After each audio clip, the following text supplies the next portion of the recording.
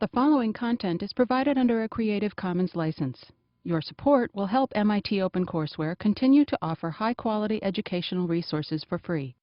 To make a donation or to view additional materials from hundreds of MIT courses, visit MIT OpenCourseware at ocw.mit.edu.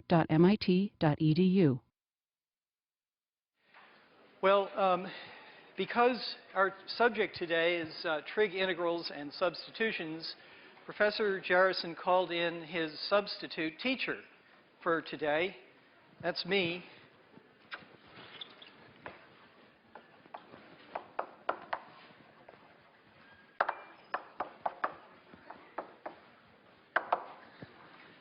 Professor Miller.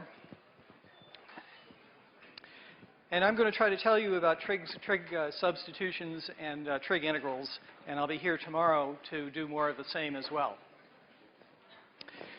So this is about trigonometry, and maybe the first thing I'll do is remind you of some basic things about trigonometry.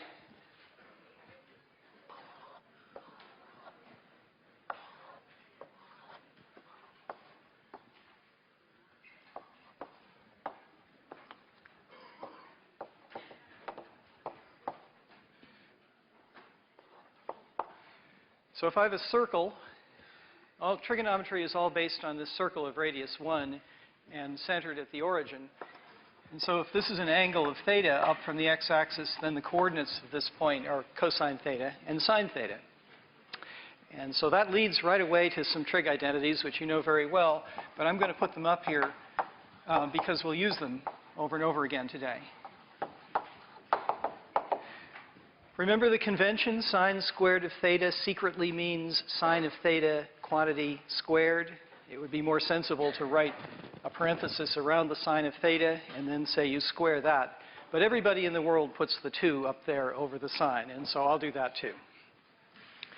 So that follows just because the circle has radius 1. But then there are some other identities too, which I think you remember. I'll write them down here. Cosine of 2 theta, there's this double angle formula that says cosine of 2 theta is cosine squared of theta minus the sine squared of theta. And there's also the double angle formula for the sine of 2 theta. Remember what that says? 2 sine theta cosine theta. Now, I'm going to use these trig identities, and I'm going to use them in a slightly different way, and so I'd like to pay a little more attention to this one and get a different way of writing this one out. So this is actually the half angle formula.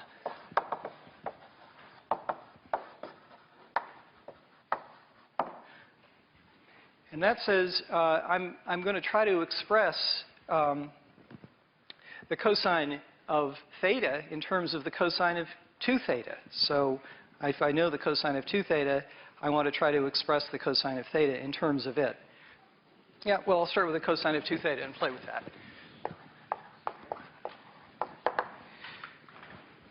Okay, well, we know what this is. It's cosine squared theta minus the sine squared of theta. But we also know what the sine squared of theta is in terms of the cosine. So I can eliminate the sine squared from this picture. So this is equal to the cosine squared of theta minus the quantity 1 minus cosine squared of theta. I put in what sine squared is in terms of cosine squared. And so that's twice the cosine squared of theta minus 1. There's this cosine squared, which gets a plus sign because of these 2 minus signs. And there's the one that was there before, so altogether there are 2 of them. I want to isolate what cosine is, or rather what cosine squared is. So let's solve for that. So I'll put the 1 on the other side, and I get 1 plus cosine of 2 theta. And then I want to divide by this 2, and so that puts a 2 in this denominator here. So some people call that the half angle formula. It's a way of, what it really is for us is it's a way of eliminating powers from sines and cosines. I've gotten rid of this square at the expense of putting in a 2 theta here. We'll use that. And similarly, same calculation shows that the sine squared of theta is 1 minus cosine of 2 theta divided by 2. Same cosine, in that formula also, but it has a minus sign for the sine squared. Okay, so that's my little review of trig identities that we'll make use of as this lecture goes on. I want to talk about trig integrals, and you know some trig integrals, I'm sure, already. Well, let me write the differential form first. You know that d sine theta, or maybe I'll say d sine x, is, let's see, that's the derivative of sine x times dx, right? The derivative of sine x is cosine of x dx. And so if I integrate both sides here, the integral form of this is the integral of the cosine of x dx is the sine of x plus a constant. And the same way, d cosine of x is minus the sine of x dx, right? The derivative of the cosine is minus the sine. And when I integrate that, I find the integral of the sine of x dx is minus the cosine of x plus c. So that's our starting point. And the game today, for the first half of the lecture, is to use those basic integration formulas together with clever use of trig identities in order to compute more complicated formulas involving trig functions. So the first topic is to think about integrals of the form sine to the nth power of x, cosine to the nth power of x dx, where here I have in mind m and n are non-negative integers. So let's try to integrate these. I'll show you some applications of these pretty soon. Looking down the road a little bit, integrals like this show up in Fourier series and many other subjects in mathematics. It turns out they're quite important to be able to do, so that's why we're doing them now. Well, so there are two cases to think about here when you're integrating things like this. There's the easy case, and let's do that one first. The easy case is when at least one exponent is odd.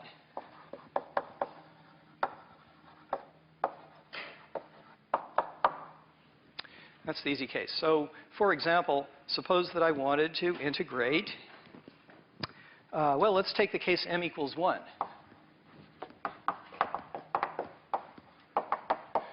So I'm integrating sine to the nth power of x times the cosine of x dx. I'm taking, I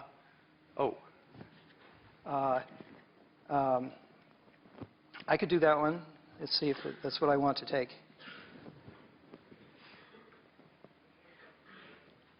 Yeah. My confusion is that I meant to have this a different power. You were thinking that.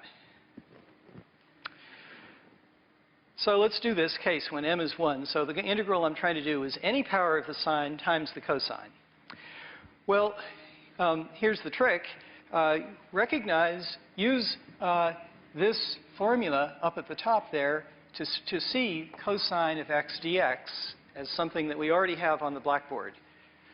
So the way to exploit that is to make a substitution. And the substitution is going to be u is the sine of x. And here's why. Then this integral that I'm trying to do is the integral of u to the n. That's already a simplification. And then there's that cosine of x times dx. When you make a substitution, you've got to go all the way and replace everything in the expression by things involving this new variable that I've introduced. So I'd better get rid of the cosine of x dx and rewrite it in terms of du, or in terms of u. And I can do that because du,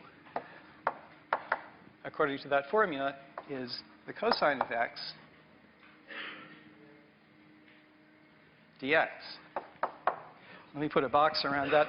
That's our substitution when you make a substitution, you also want to compute the differential of the variable that you substitute in.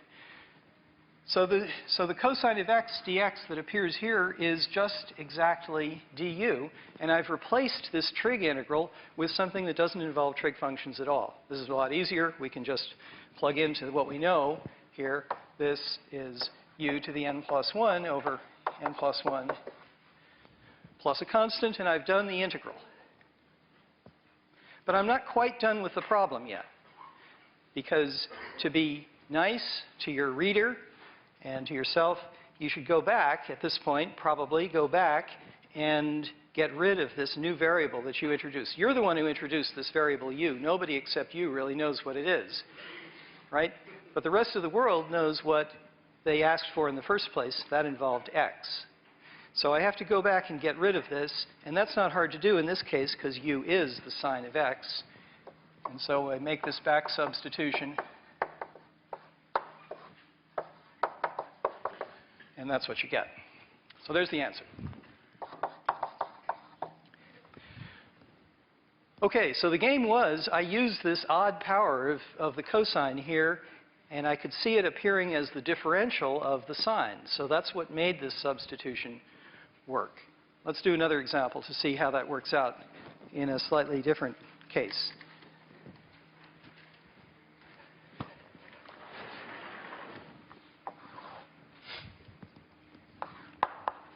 So here's another example.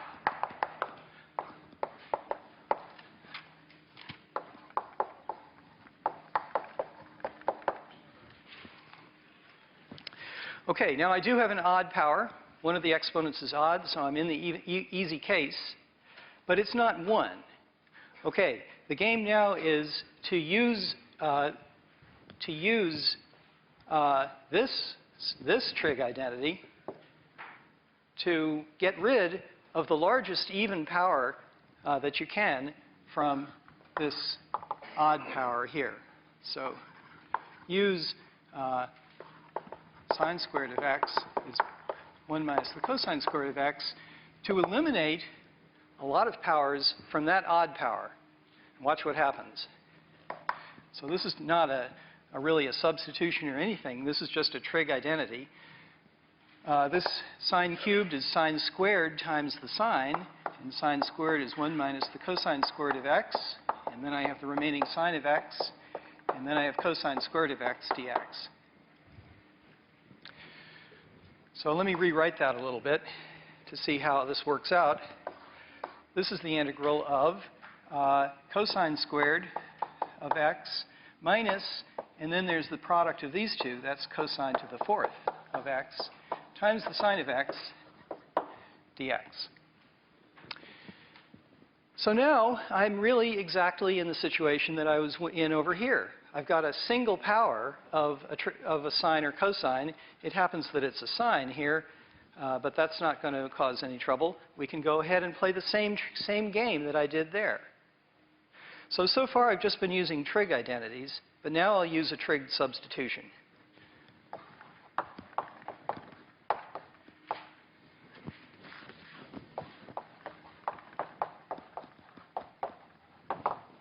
And I think I want to write these as powers of a variable, and then this is going to be the differential of that variable. So I'll take u to be cosine of x, and that means that du is minus the sine of x dx.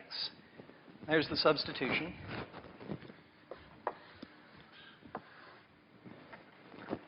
And so when I make that substitution, what do we get? Cosine squared becomes u squared. Cosine to the 4th becomes u to the 4th. And sine of x dx becomes not quite du. Watch for the signum. Watch for this minus sign here. It becomes minus du. But that's OK. The minus sign comes outside, and I can integrate both of these powers. So I get minus u cubed over 3. And then this 4th power gives me a 5th power when I integrate. And don't forget the constant. Am I done? Not quite done. I have to back substitute and get rid of my choice of variable u and replace it with yours. Questions?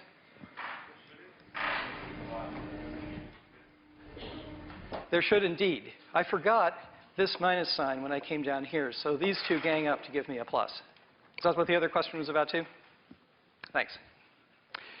So let's back substitute, and I'm going to put that over here. And the result is, well, I just replaced the u by cosine of x. So this is minus cosine cubed of x over 3 plus, thank you, cosine to the 5th of x over 5 plus a constant. And there's the answer. By the way, you can remember one of the nice things about doing an integral is it's fairly easy to check your answer. You can always differentiate the thing you get and see whether you get the right thing when you go back. It's not too hard to use the power rules and the differentiation rule for the cosine to get back to this if you want to check the work.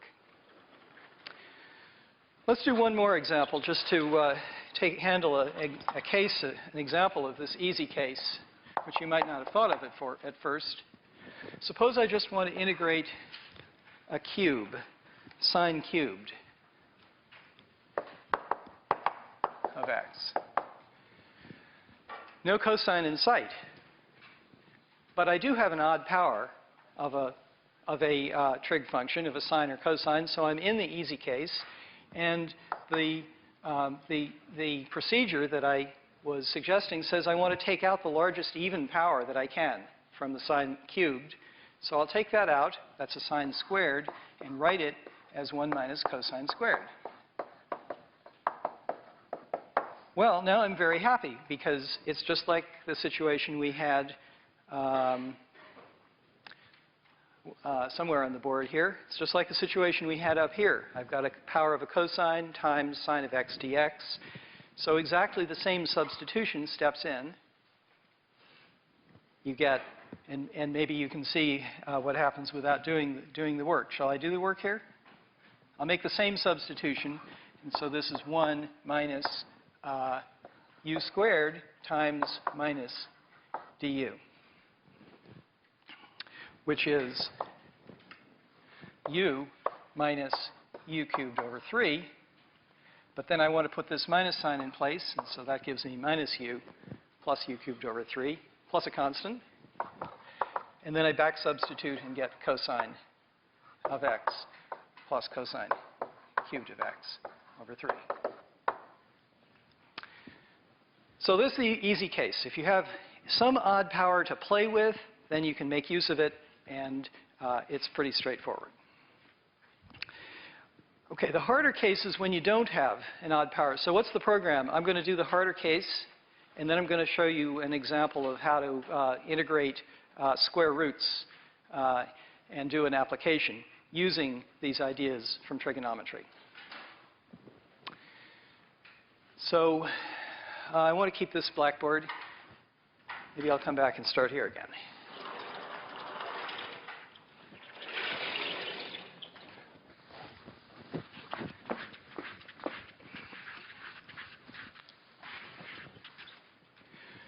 So the harder case is when there are only even exponents. I'm still trying to integrate the same form, but now all the exponents are even, so we have to do some game. And here the game is use the half-angle formula, which I've just erased very sadly on the board here. Maybe I'll rewrite them over here so we have them on the board. I think I remember what they were.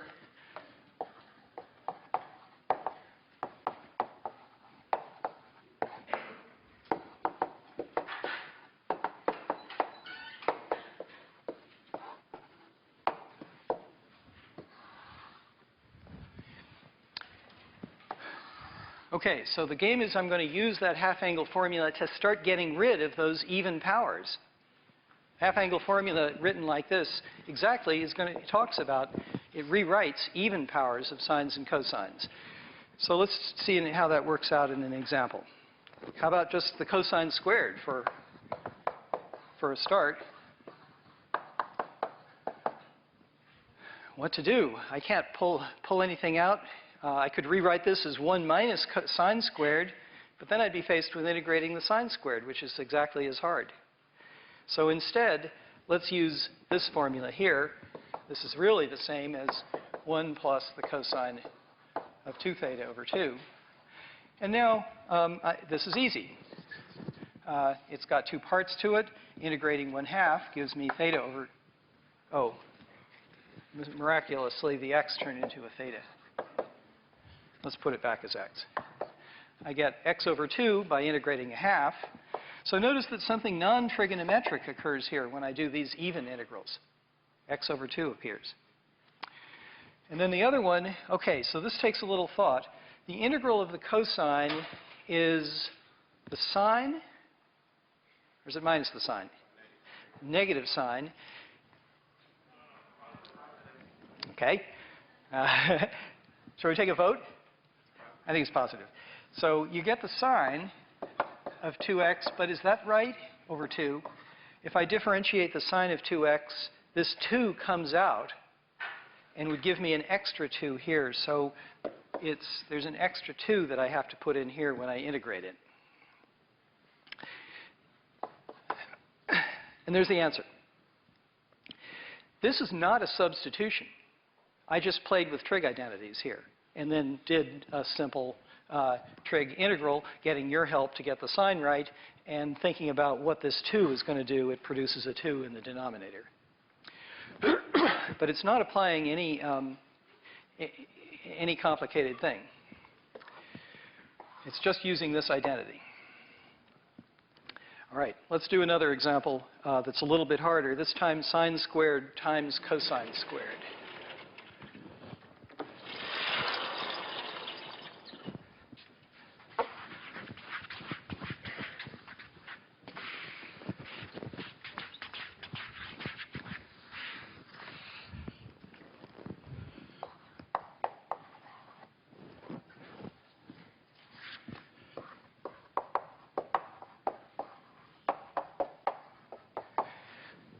Again, no odd powers. I've got to work a little bit harder. And what I'm going to do is apply those identities up there. Now, what I recommend doing in this situation is going over to the side somewhere and do some side work. Because it's all just playing with trig functions. It's not actually doing any integrals for a while. So I guess one way to get rid of the sine squared and the cosine squared is to use those identities, and so let's do that. So the sine is 1 minus the cosine of 2x over 2, and the cosine is 1 plus the cosine of 2x over 2. So I just substitute them in, and now I can multiply that out, and it's not, what I have is a difference times a product. Sorry, difference times a sum. So you know a formula for that. Taking the product of these two things, well, there will be a 4 in the denominator. And then in the numerator, I get the square of this minus the square of this, right? A minus b times a plus b is a squared minus b squared. So I get that. Well, I'm a little bit happier because at least I don't have 2 different squares. I still have a square. I want to integrate this. I'm still not in the easy case. I got myself back to an easier hard case. Okay? But we do know what to do about this because I just did it up there. And I could play into this formula that we got, but I think it's just as easy to start to continue to calculate here. Use the half angle formula again for this and continue on your way. So I get a quarter from this bit, and then minus a quarter of the cosine squared of 2x. Okay, now when I plug in 2x in for theta there in the top word, I'm going to get a 4x on the right-hand side. So it comes out like that. And I guess I could simplify that a little bit more. This is a quarter. Oh, but then there's a 2 here. It's half that. So then I can simplify a little more. It's a quarter minus an eighth, which is an eighth. And then I have an eighth of cosine of 4x. Okay, that's my side work. I just did some trig identities over here and rewrote sine squared times cosine squared as something which involves just no powers of trig, just cosine by itself, and a constant. So I can take that and substitute it in here, and now the integration is pretty easy. 1/8 cosine of 4x over 8 dx, which is, okay, the 1/8 is going to give me x over 8. The integral of cosine is plus or minus the sine. The derivative of the sine is plus the cosine. So it's going to be plus the, only there's a minus here. So it's going to be the sine minus the sine of 4x divided by this 8, but then I have an additional factor in the denominator, and what's it going to be? I have to put a 4 there.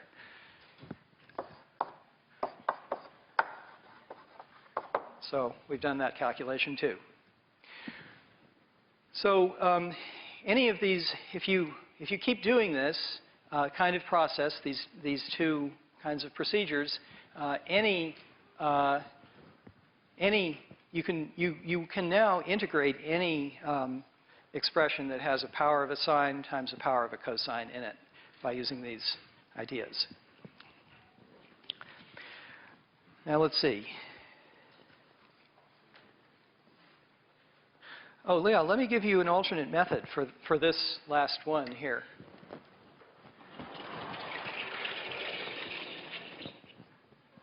Well, I know what I'll do.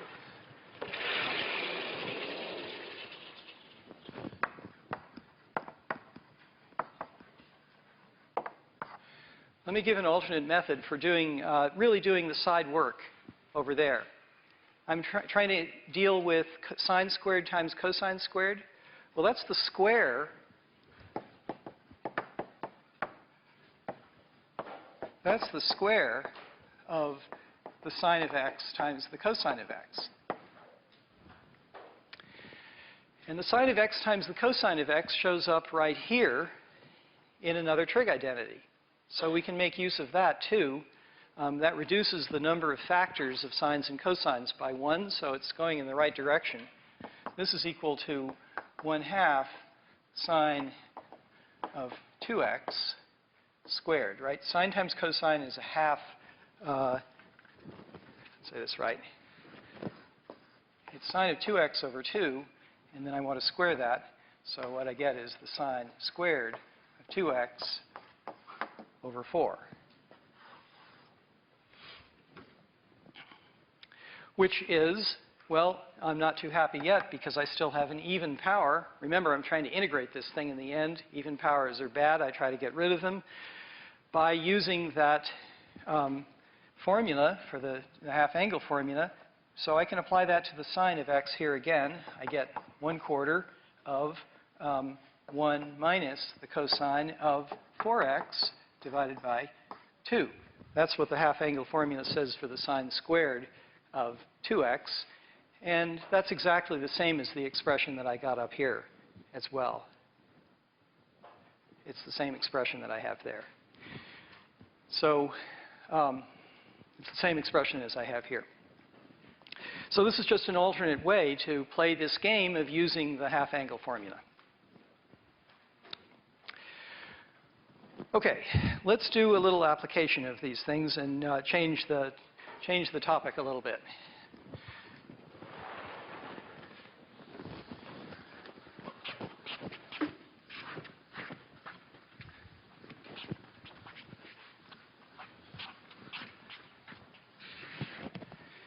So here's the problem. So this is an application. and example of a real trig substitution.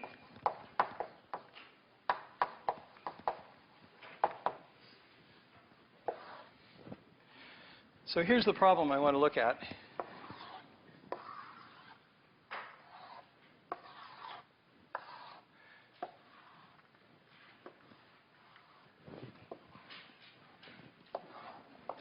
Okay, so I have a circle whose radius is A.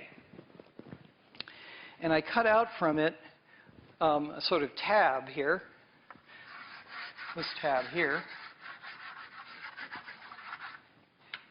And the height of this thing is B.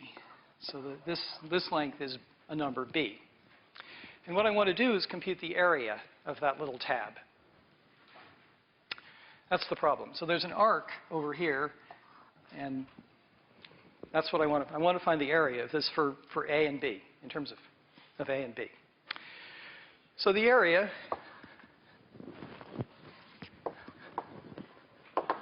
well, I guess one way to compute the area would be to take the integral of y dx. I think you've seen the idea of splitting this up into vertical strips whose height is given by a function y of x, and then you integrate that. That's an interpretation for the integral. The area is given by y dx. But that's a little bit awkward because my formula for y is going to be a little strange. It's constant value of b along here, and then at this point it becomes this arc of the circle. So working this out, I could do it, but it's a little awkward because expressing y as a function of x, the top edge of this shape, it's a little awkward and takes two different regions to express. So a different way to say it is to say x dy. Maybe that'll work a little bit better, or maybe it won't, but it's worth trying. I could just as well split this region up into horizontal strips whose width is dy and whose length is x. Now I'm thinking of this as a function of y. This is the graph of a function of y. And that's much better because the function of y is, well, it's the square root of a squared minus y squared, isn't it? That's a squared plus x squared plus y squared equals a squared. So that's what x is. And that's what I'm asked to integrate then, the square root of a squared minus y squared dy. And I can even put in limits of integration. Maybe I should do that because this is supposed to be an actual number. I guess I'm integrating it from y equals 0, that's here, to y equals b, dy. So this is what I want to find. This is a formula, an integral formula for the area of that region. And this is a new form. I don't think that you've thought about integrating expressions like this in this class before. So it's a new form, and I want to show you how to do it, how it's related to trigonometry. Well, it's related to trigonometry through that exact picture that we have on the blackboard. After all, this a squared minus y squared is the formula for this arc. And so what I propose is that we try to exploit the connection with the circle and introduce polar coordinates. So here, if I take and measure this angle, then there are various things you can say, like the coordinates of this point here are a cosine theta a. Well, I'm sorry, it's not. That's an angle, but I want to call it theta 0. And in general, you know that the coordinates of this point are a cosine theta a sine theta if the radius is a, and the angle here is theta. So x is a cosine theta, and y is a sine theta, just from looking at the geometry of the circle. So let's make that substitution. Y equals A sine theta. I'm using the picture to suggest that maybe making this substitution is a good thing to do. Let's follow along and see what happens. If that's true, what we're interested in is integrating a squared minus y squared, which is a squared. We're interested in integrating the square root of a squared minus y squared, which is the square root of a squared minus this a squared sine squared theta. And, well, that's equal to a times the cosine of theta, right? That's just sine squared plus cosine squared equals 1 all over again. It's also x. This is x. And this was x. So there are a lot of different ways to think of this. But no matter how you say it, the thing we're trying to integrate, a squared minus y squared, is, under this substitution, it is a cosine of theta. So I'm interested in integrating the square root of a squared minus y squared dy. And I'm going to make this substitution. Y is a times the sine of theta. And so under that substitution, I've decided that the square root of a squared minus y squared is a cosine theta. That's this. What about the dy? Well, I'd better compute the dy. So dy, just differentiating this expression, is a cosine theta d theta. So let's put that in. dy is a cosine theta d theta.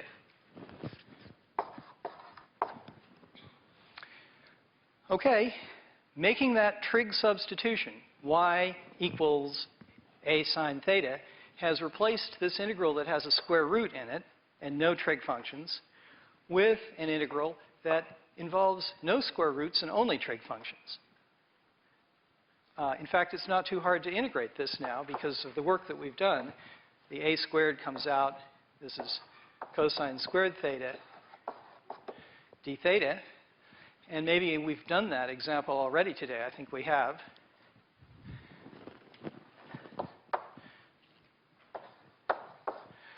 Maybe we can think it through, but maybe the easiest thing is to look back at notes and see what we got before.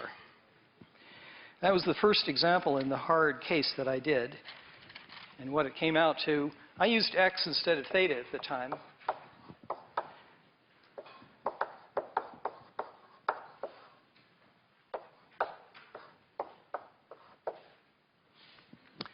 Okay.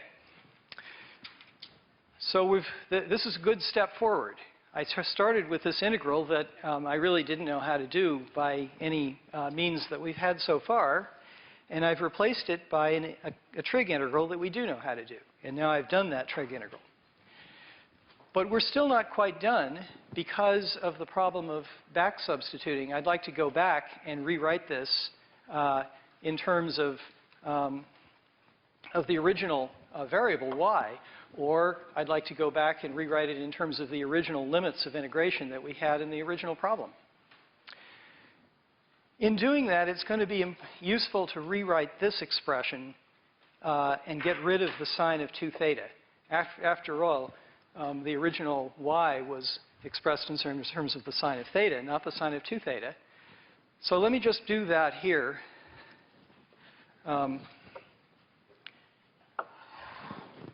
And say that this, in turn, is equal to a squared theta over 2 plus, well, the sine of 2 theta is twice the sine of theta times the cosine of theta. And so when there's a 4 in the denominator, what I'll get is sine of theta, cosine of theta over 2.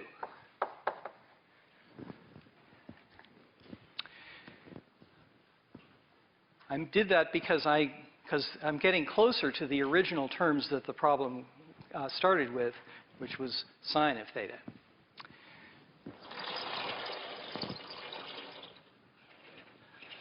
Okay.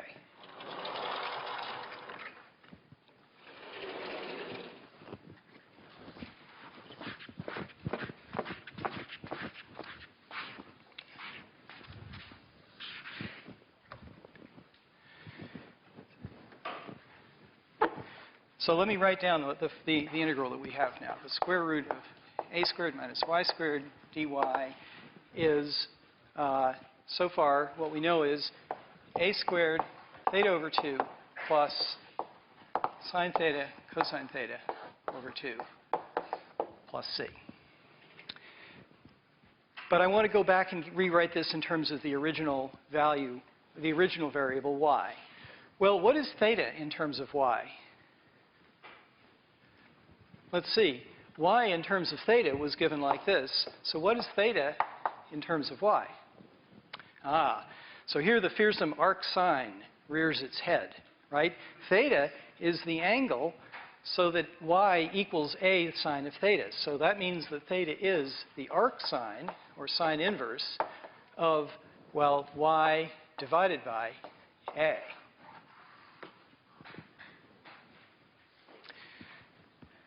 So that's the first thing that shows up here, arc sine of y over a all over 2. That's this term. Theta is the arc sine of y over a divided by 2. What about the other side here? Well, sine and cosine, we knew what they were in terms of y and in terms of x, if you like. Sine is actually, maybe I'll put the a squared inside here. That makes it a little bit nicer. Plus, and then the other term is a squared sine of theta cosine of theta. So the a times sine of theta is just y. Maybe I'll write this a sine of theta a cosine of theta over 2 plus c. And so I get the same thing. And now here, a sine of theta, that's y. And what's the a times the cosine of theta? It's x. Or, if you like, it's the square root of a squared minus y squared.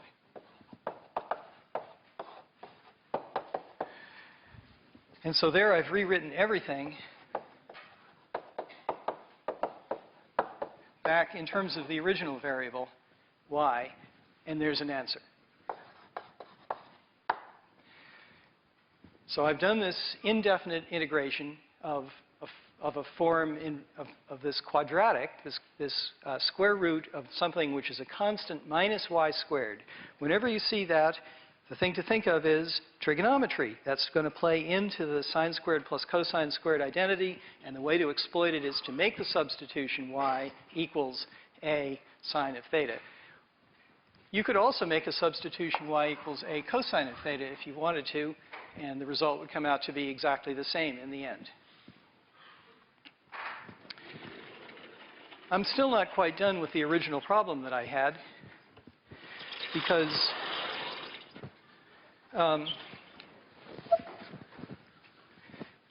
the original problem asked for a definite integral. So let's just go back and finish that as well.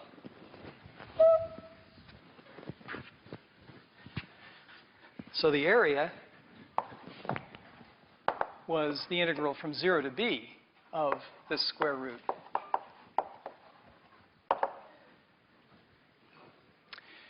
So I just want to evaluate the right-hand side here, the answer that we came up with, this indefinite integral. I want to evaluate it at 0 and at b. Well, let's see. When I evaluate it at b, I get a squared times the arc sine of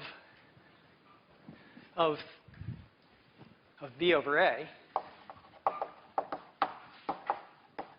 over 2 plus y, which is b, times the square root of a squared minus b squared, putting y equal to b, divided by 2. So I've plugged in y equals b into that formula. This is what I get. Then when I plug in y equals 0, well, the sine of 0 is 0, so the arc sine of 0 is 0. So this term goes away. And when y is equal to 0, this term is 0 also, and so I don't get any subtracted terms at all. So there's an expression for this. Notice that this arc sine of b over a, that's exactly this angle. The arc sine of b over a, it's the angle that you get when y equals b. So this theta is the arc sine of B over A. I'll put this over here.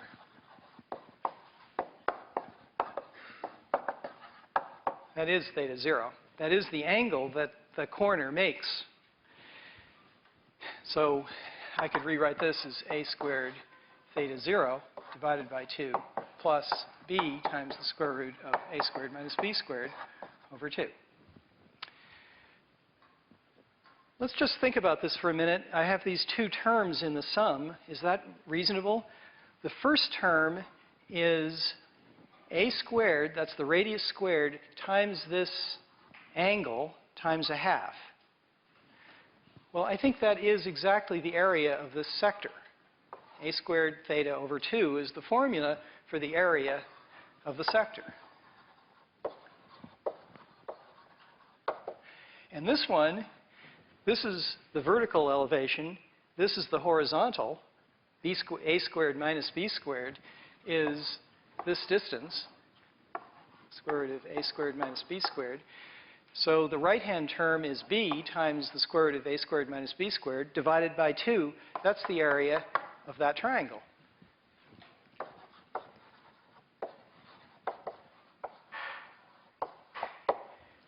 So using a little bit of geometry gives you the same answer as all of this elaborate calculus. Maybe that's enough cause for celebration for us to quit for today.